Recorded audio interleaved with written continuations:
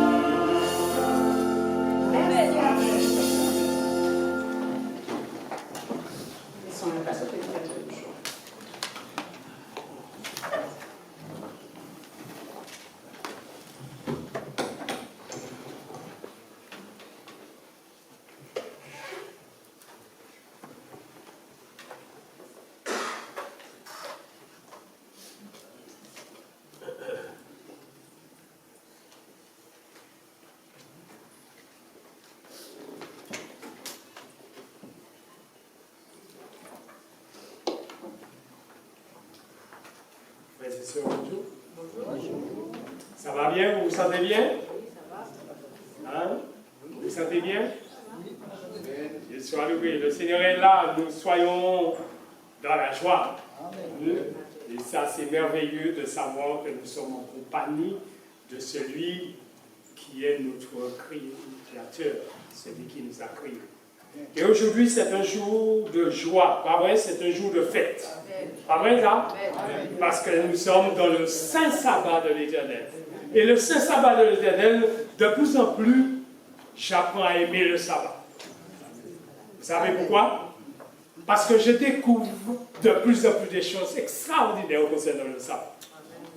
Et ça m'apprend davantage à considérer ce jour pas comme les autres. Parce que c'est un jour spécial. C'est un jour spécial. Et Dieu est bon. Amen. Dieu est bon. Le Seigneur est merveilleux. Aujourd'hui, nous allons entrer dans un détail très important aujourd'hui. Notez bien, nous allons prier. Je vous invite à la prière. Notre Père Céleste, voici ton serviteur en ta présence. Saint-Esprit, Jésus a déclaré que tu prendras ce qui est à lui, et il a dit tu l'annonceras. Il a dit tu l'élèveras, il a dit tu l'exalteras et tu le glorifieras. Ce matin, Saint-Esprit vient accomplir cette parole au milieu de nous.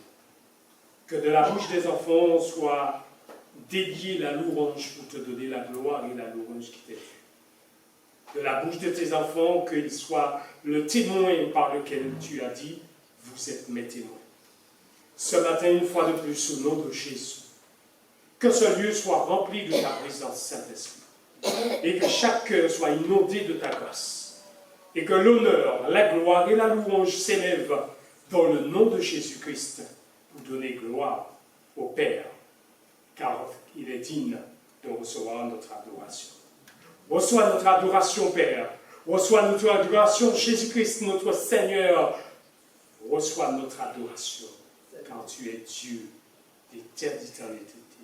Que le Saint-Esprit soit exalté dès maintenant et à jamais. Amen. Amen.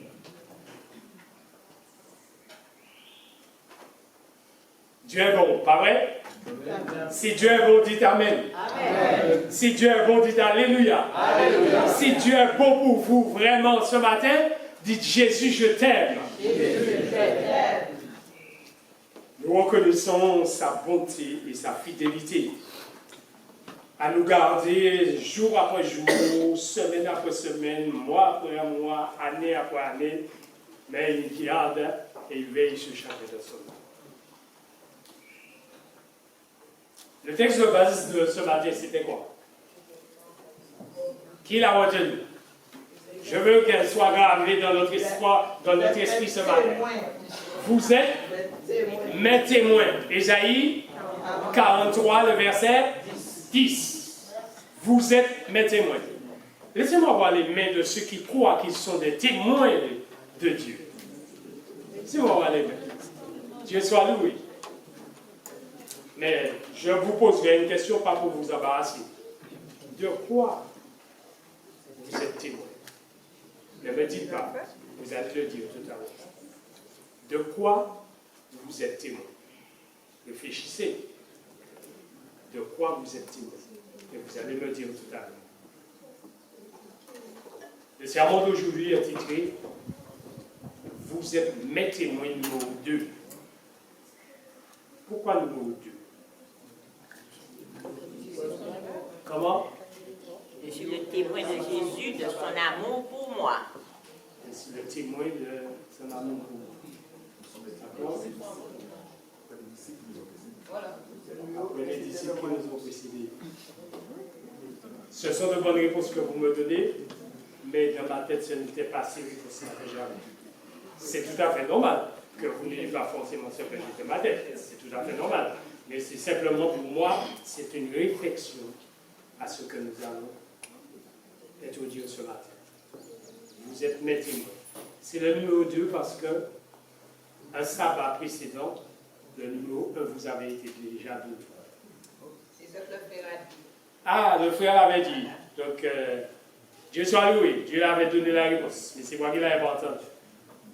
Donc, c'est le numéro 2. Attendez-vous qu'il y a d'autres numéros.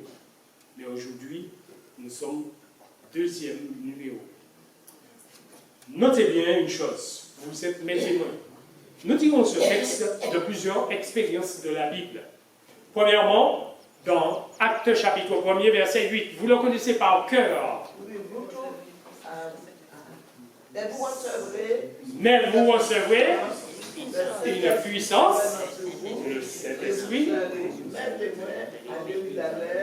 à Samarie, dans la Judée, jusqu'aux extrémités de la terre.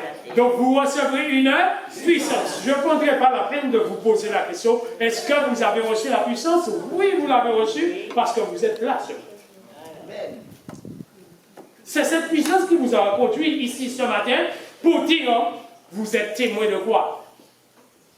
Pour parler de celui qui a fait le miracle dans votre vie et dont vous êtes le témoin. Vous êtes mes témoins. De quoi sommes-nous témoins ce matin? Il y a des personnes qui sont témoins de sa grâce, parce qu'en quelque part, ils mettent l'accent sur la grâce qu'ils ont reçue. Il y a de ceux-là qui sont témoins de sa puissance, parce qu'ils ont vécu le témoignage de la puissance de Dieu qui s'est manifestée. Ils sont des témoins de sa puissance.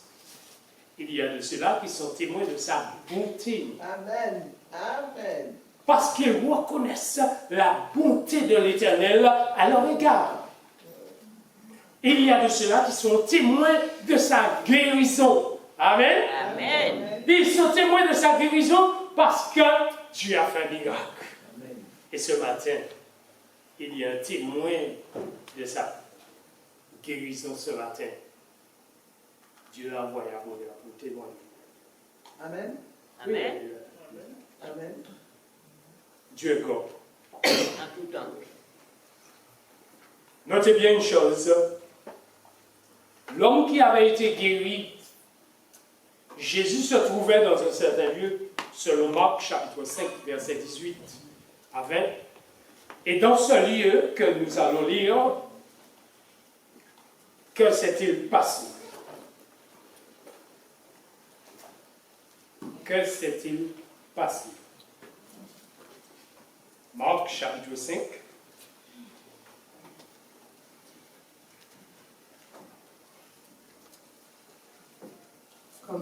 Comme il montait dans la barque, celui qui avait été démoniaque lui demanda la permission de rester avec lui.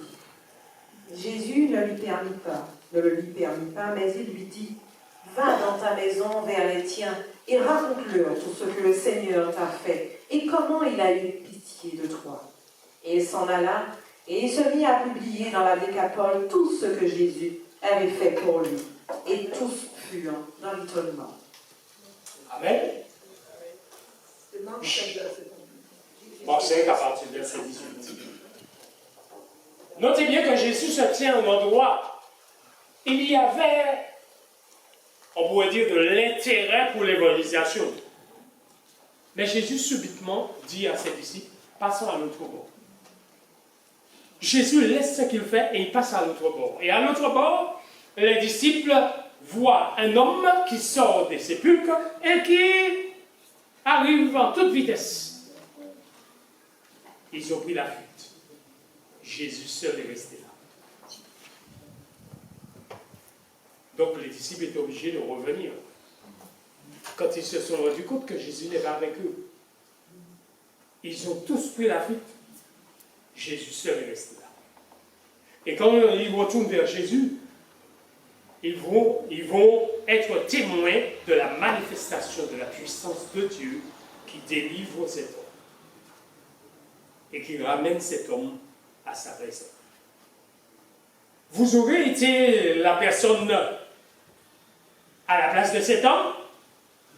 J'imagine que j'aurais fait la même chose. J'aurais dit, Jésus, je veux être avec toi. Je viens avec toi. Je pars avec toi. Je te suis. Et c'est ce qui a été proposé. Mais Jésus lui dit, va vers les tiens. Retourne dans la Décapole. Tu as 10 villes à évangéliser par ton témoignage. Qu'est-ce que j'ai dit? Tu as 10 villes à évangéliser par ton Témoignage. Avait-il fait une formation de prédicateur laïque? Pas du tout. Avait-il fait une formation d'études bibliques? est-ce qu'ils avaient la connaissance de la Bible? Non plus. Donc les témoins qui disent qu'ils n'ont pas assez de connaissance ou qu'ils ne sont pas prédicateurs ou autres, est-ce qu'ils ont raison? Non. Oh. Donc nous disons bien une chose. Le véritable témoin n'est pas cet homme. Mais vous recevez une heure, le Saint-Esprit survenant sur vous et vous serez. Donc en d'autres termes, le vrai témoin c'est qui? Celui qui reçoit le Saint-Esprit. C'est le Saint-Esprit dans la vie de l'homme. Le Saint-Esprit est dans votre vie ce matin pour dire vous êtes témoin de quoi? Vous êtes témoin de quoi? Qu'est-ce que Jésus a fait? Dans cette mission, le témoin, c'est le Saint-Esprit. Et il est présent pour témoigner de ce que Dieu le Père a fait, de ce que Jésus-Christ a fait, de ce que lui-même fait dans la vie des êtres humains, où il prépare tous pour le salut. Amen. Amen. Cet homme a évangélisé 10 villes par son témoignage. Ce matin, vous êtes témoin parce que Dieu a quelque chose à faire avec votre témoignage. C'est pourquoi ce matin, Dieu va nous révéler d'une manière plus claire la relation qu'il y a entre l'esprit de prophétie et l'accomplissement de sa puissance ici-bas. Et je demanderai à la personne qui va témoigner et qui est remplie de force ce matin, parce que le Saint-Esprit l'a remplie de force, qu'elle peut s'avancer pour donner son témoignage, ce que Dieu a fait, de quoi elle est témoin. Et après, nous irons pour voir comment le Saint-Esprit confirmait avant même elle ce qu'il allait faire, ce que le Saint-Esprit fera, ce que Dieu le Père fera, ce que Jésus-Christ lui-même fait. Tu as la parole. Alors, je vais partager avec vous, frères et sœurs, ce témoignage que j'ai vécu lors du passage de l'ouragan Thomas sur le centre et le sud de la Martinique. Le nord était un peu plus épargné. Alors, c'est le week-end qu'il y a eu cet ouragan. Et le vendredi, j'avais rendez-vous chez l'ophtalmo de mes enfants. Parce que j'avais plus de 40 ans. Alors, je me suis dit, ma mère porte des lunettes, mes filles portent des lunettes. Alors, il faut quand même que je consulte pour savoir si j'en ai. Mais je n'avais pas de problème de vue. Alors, je dis que je prends rendez-vous chez l'ophtalmo pour une consultation.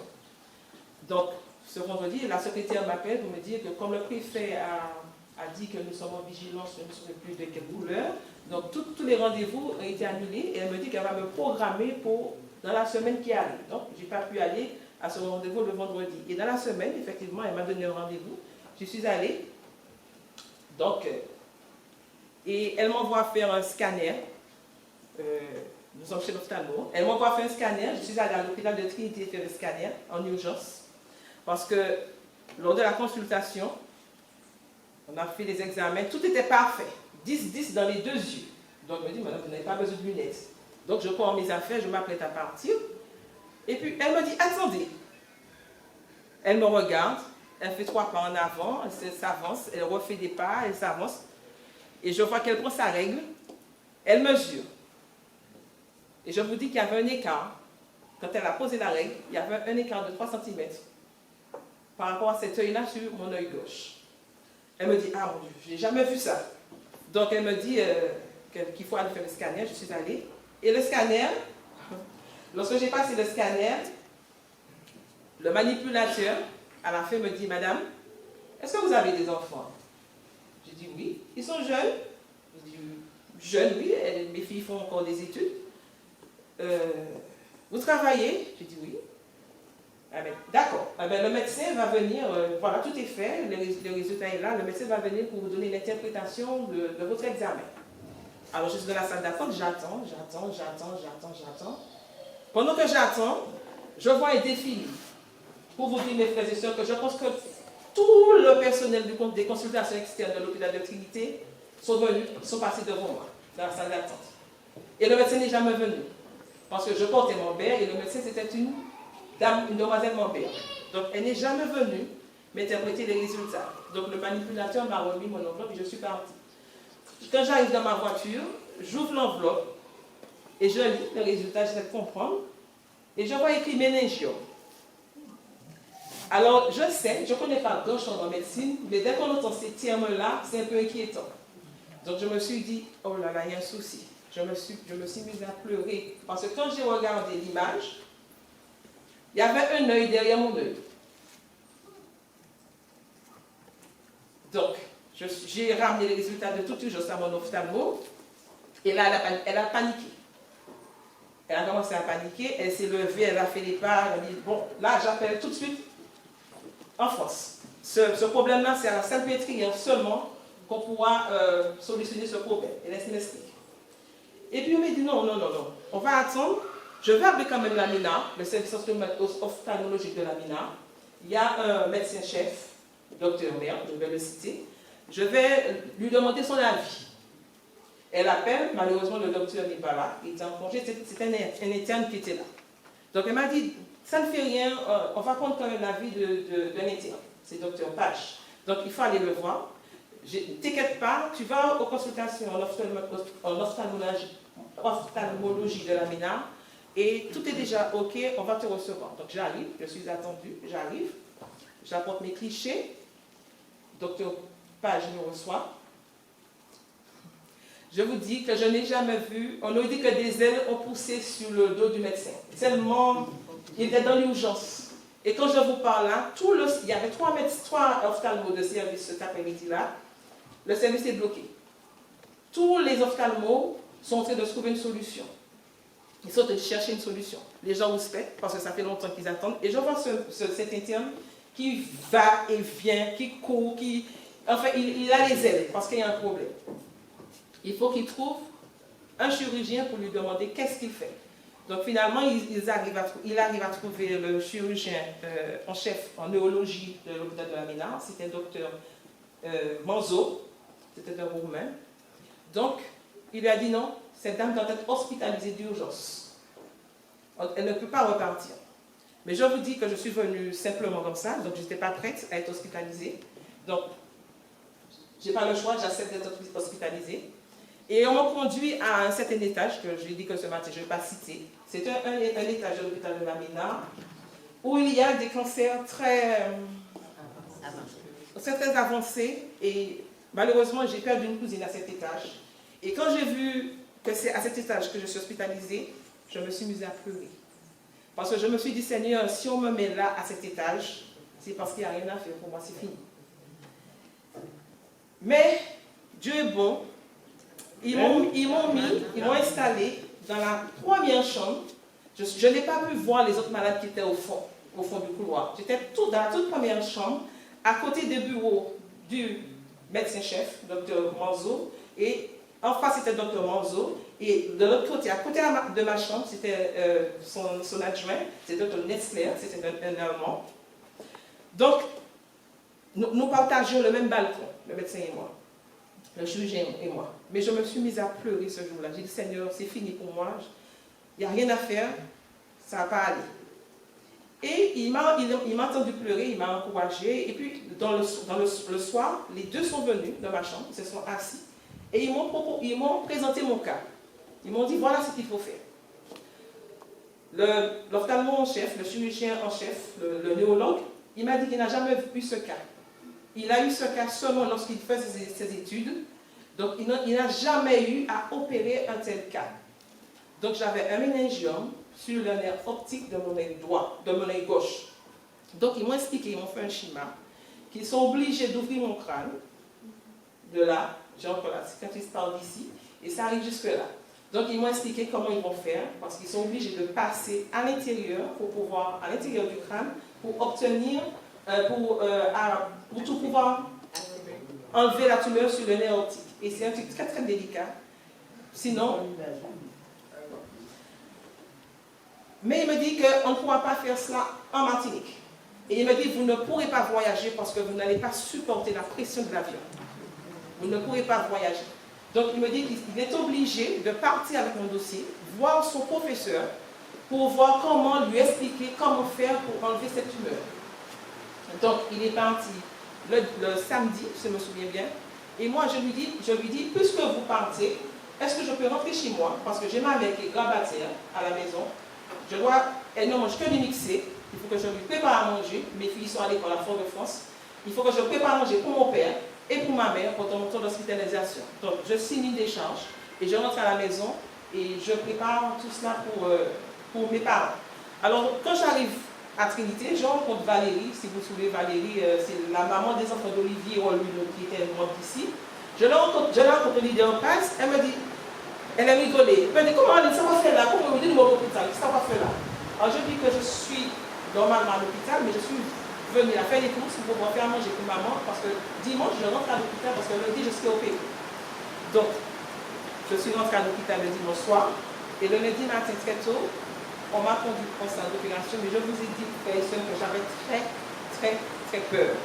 Et j'ai beaucoup pleuré. J'ai dit, Seigneur, il faut que tu fasses quelque chose. Alors, on m'a envoyé en salle d'opération le lundi matin très tôt, et je ne sais pas si vous connaissez un petit peu pour aller au bloc à la Mina. Vous êtes couché sur le dos, sur le brancard. Vous voyez des choses défiler. Vous ne savez pas où est-ce que vous êtes.